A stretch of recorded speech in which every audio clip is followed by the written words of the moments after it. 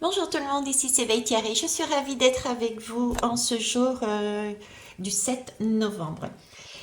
Comme d'habitude, écoutez-moi, oui, mais prenez du recul par rapport à ce que je dis, puisque j'expérimente les énergies à travers mon corps et mes différents sens et je vous retransmets toujours de la manière la plus fidèle et toujours avec cœur, bien entendu. En parlant d'informations sur les deux dernières guidances, déjà sur l'avant-dernière, c'est profilé dans l'écriture du titre. Il y a une personne qui l'a vu, une date qui s'est glissée alors qu'elle n'avait rien à faire de base sur cette guidance. J'ai donc remercié la personne et rectifié parce que ce n'était pas pour moi le moment d'en parler clairement, on va dire. Cependant, dans ma dernière guidance, c'est à nouveau glisser l'information. Donc il me fallait aujourd'hui vous amener un peu plus vers ce chemin de compréhension. Par contre, comment je vais le faire? Je vais le faire différemment de d'habitude. Je vais utiliser euh, je vais utiliser les lames, oui, certes, mais vous les présentez comme un apprenti sage, une occasion pour vous aussi peut-être, pour ceux qui souhaitent en tout cas, de voir les lames différemment, euh, avec des explications peut-être plus pointues parfois. Je vais vous allez voir, voilà. En tout cas, ce sera des épisodes assez courts. Ok.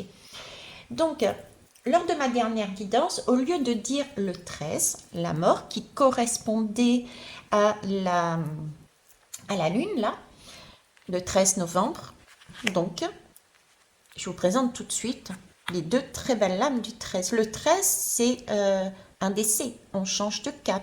Il y a des têtes qui tombent, on le voit, mais c'est pour aller voir autre chose ailleurs, quelque chose de beau. Il y a comme une renaissance derrière. D'accord? Donc, au lieu de dire le 13, la mort, et le 23,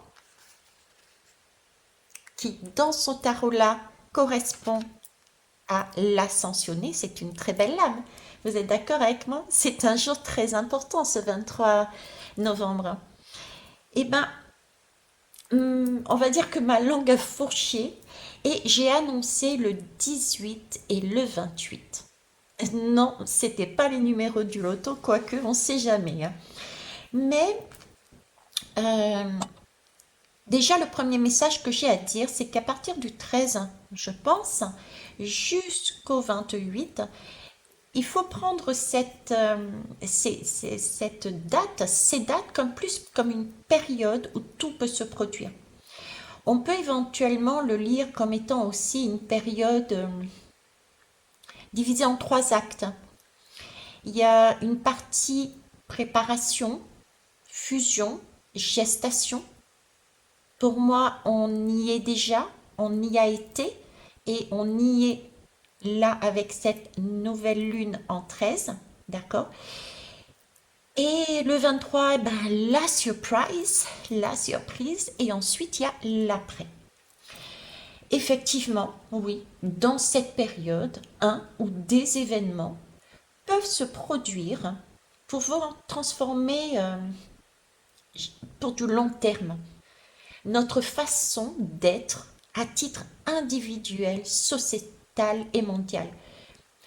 Pourquoi individuel? D'abord parce que oui, tout part d'abord de l'individu, ça ne jamais l'oublier. L'extérieur n'est que le reflet de notre intérieur. Ok.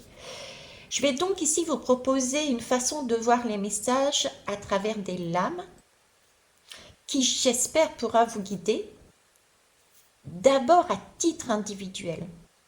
Vous avez bien compris ma démarche, c'est vous amener à comprendre que chacun et chacune de nous, nous sommes une goutte.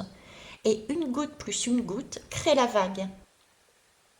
Donc voyons les messages, les conseils en filigrane pour nous diriger vers ce Graal, cette ascension, chacune et chacun, afin d'amener ensemble cette vague purificatrice sur le monde. Oui, je précise le Graal car pour moi, ben écoutez, je suis une incorrigible optimiste peut-être pour certains, mais pour moi, le Graal est le mot approprié parce que tout changement sur notre route est une aide pour nous, guider sur la bonne voie. On peut, et je peux l'entendre, le ressentir comme des catastrophes, mais c'est pas mon cas. Voilà. Donc on va commencer. On va commencer ben, par la 18, la lune, tout simplement. Je vais mettre ça de côté. Hop. Ok, la lune. C'est parti.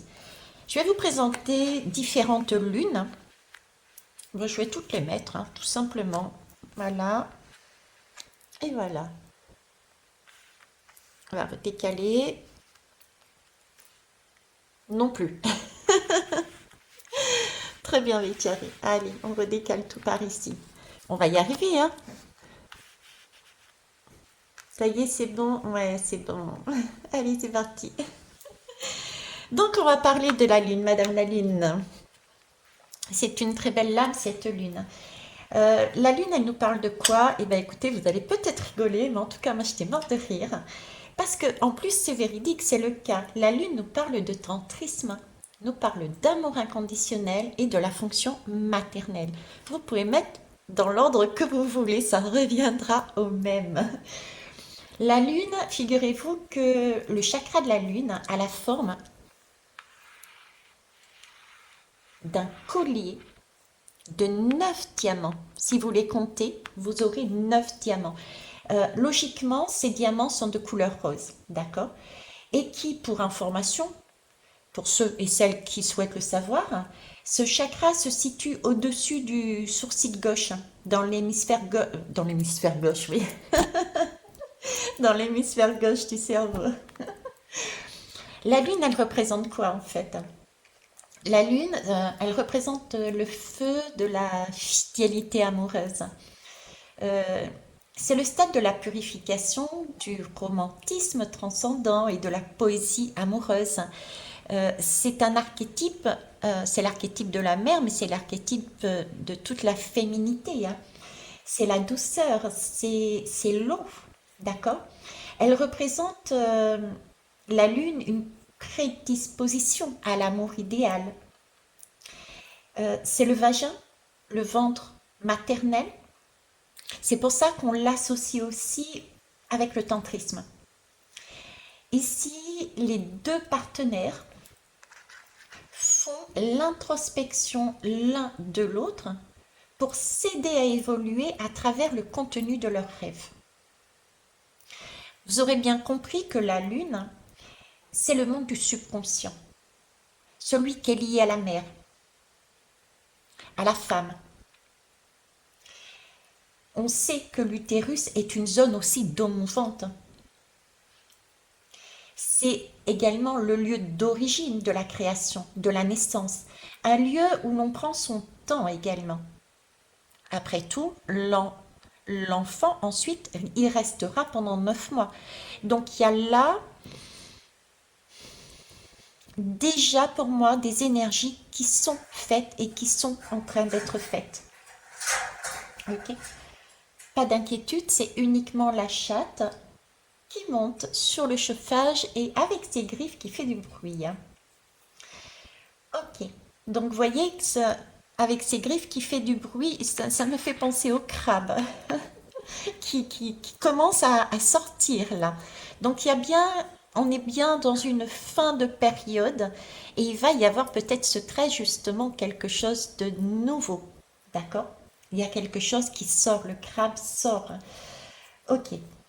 Donc cette lune, elle fait donc aussi référence à l'enfance, hein, puisque quand on a réussi à quand on a réussi dans cette fidélité amoureuse, on a la possibilité de créer un enfant, de créer un projet, de créer un bébé. D'accord? Donc, je reprends lieu d'origine, de création et de naissance. où on va prendre son temps. 9 mois, au moins. Mais pour moi, on a déjà bien entamé. La chatte nous l'a dit, on commence à ressortir. On commence à mettre quelque chose en terre. Ça va pas tarder. D'accord? Elle fait donc référence à l'enfance, mais aussi aux émotions. Aussi celle de la protection. Puisque là, on parle du ventre de la mère. La mère protège son enfant. Donc, on a une question de protection aussi dans cette lune. Euh, la lune, c'est l'archétype de la mère. Et la mère, elle aime de manière inconditionnelle. C'est donc un lieu de résilience aussi, mais où l'on forme des liens de cœur. Qu'importe l'enfant qui sortira, au niveau de sa santé comme au niveau de son physique, la mère l'aimera de manière inconditionnelle. Ok? Mais attention, cette lune, il faut bien l'admettre, c'est une zone d'instabilité. Les eaux bougent. Là, on peut avoir des pertes de repères. Il peut y avoir des mensonges, parce que c'est trouble aussi, on est dans le noir, hein, dans cet utérus. C'est aussi les grandes peurs. C'est peut-être vouloir être protégé à tout prix des autres aussi.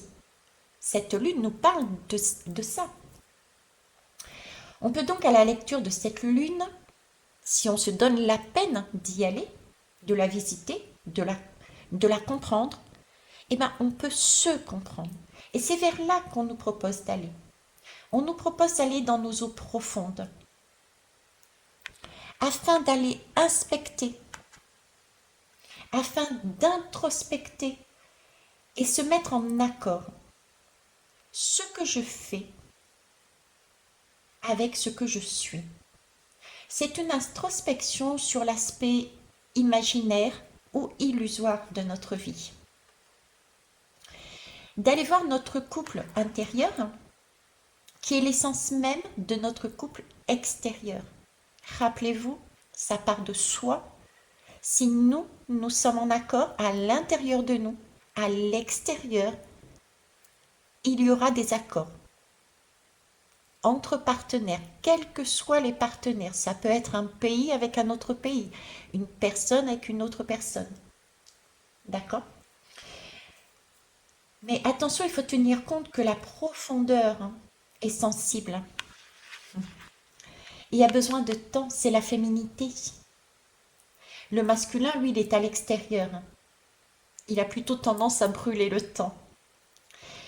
Cette lune représente donc notre inconscient, pardon, inconscience peut-être, mais aussi notre conscient. Ok? Suis-je refermée, renfermée, isolée sur moi-même?